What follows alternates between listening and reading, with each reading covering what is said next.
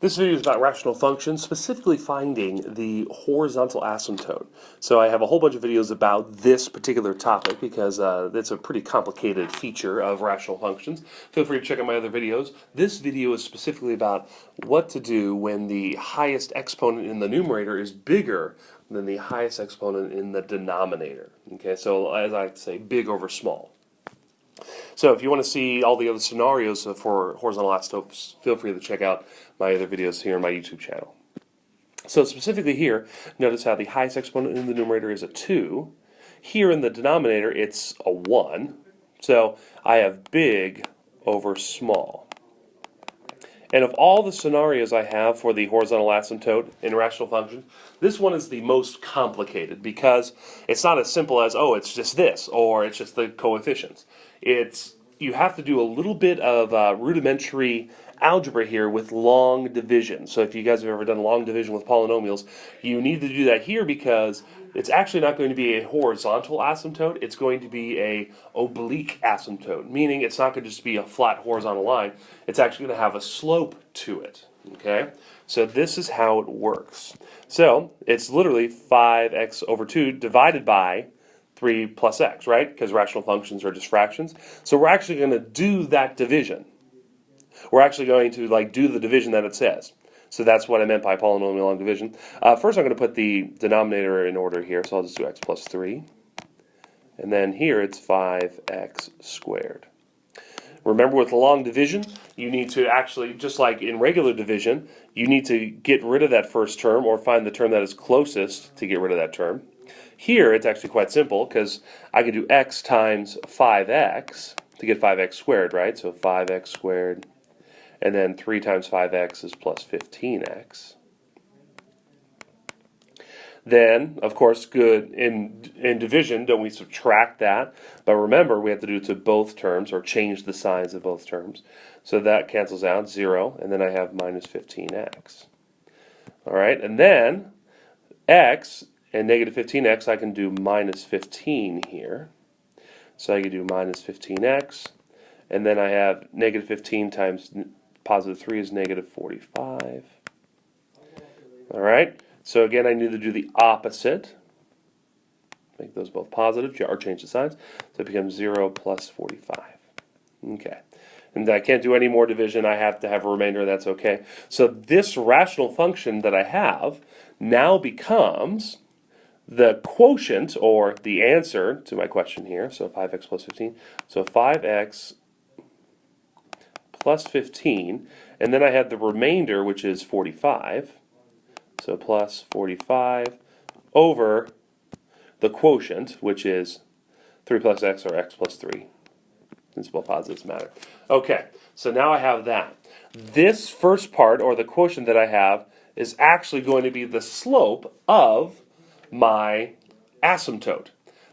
So it's a line, right? 5x plus 15, if I were to graph that, I'd start at 15, the y-intercept, and I can go up 5 over 1 or down 5 to the left 1. So this is actually going to be my asymptote. And again, the word I'm using, oblique, which, fun fact, is it's part of your ab muscle in your stomach. It's on the side of your, people call them love handles. Anyway, beside the point. Oblique asymptote. So that's what it is. After you do the division, it's the quotient of the actual division and then the leftover stuff. Okay? And we only do this to find the horizontal asymptote. So if I were to actually graph, again, 5x over 15, assuming you don't know how, we'll say 15 is right here, because remember it's y equals mx plus b, right? So y equals mx plus b. B is my y-intercept, which is 15. M is my slope, which is 5 over 1. So I start at the beginning, and then I can go up 5 over 1, or I can do double opposite. I can go down 5, which I'll just do 15 to 10, and then over 1. And then down 5 over 1.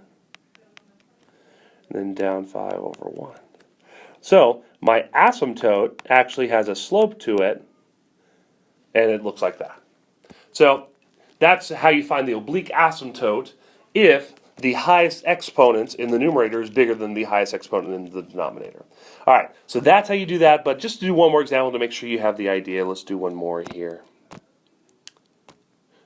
bringing it in. There we go. Okay. So notice how my highest exponent in the numerator is x to the third. My highest exponent in the denominator is x squared. So I have big over small. Which means I have to do long division to find the oblique asymptote. Here we go. So on the outside I have x squared minus 5x plus 6. And remember, my oblique asymptote is going to be the quotient, which is the answer from this division. Okay, so I need to get x squared, x cubed, well obviously it's just going to be x. Then distribute the x to everything, so I have x cubed, and then I would have minus 5x squared, and then plus 6x. In division we change the signs. Minus x to the third plus 5x squared minus 6x. So I have 0x cubed. Perfect. 5x squared, no like terms, so I'll just bring that down. 6x, no like terms, so minus 6x. And then minus 8. Check that down here. All right, now we got to get rid of the 5x squared. I can do that with a plus 5. All right, so that gives me 5x squared. Then negative 5 times positive 5 is negative 25x. And then positive 6, positive 5 is positive 30. But we got to change the sign, so negative, positive, negative.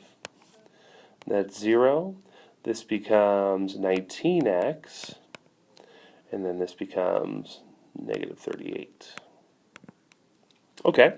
Then I can't, x squared can't go into x, so I'm done here. So I have my quotient, or my answer here.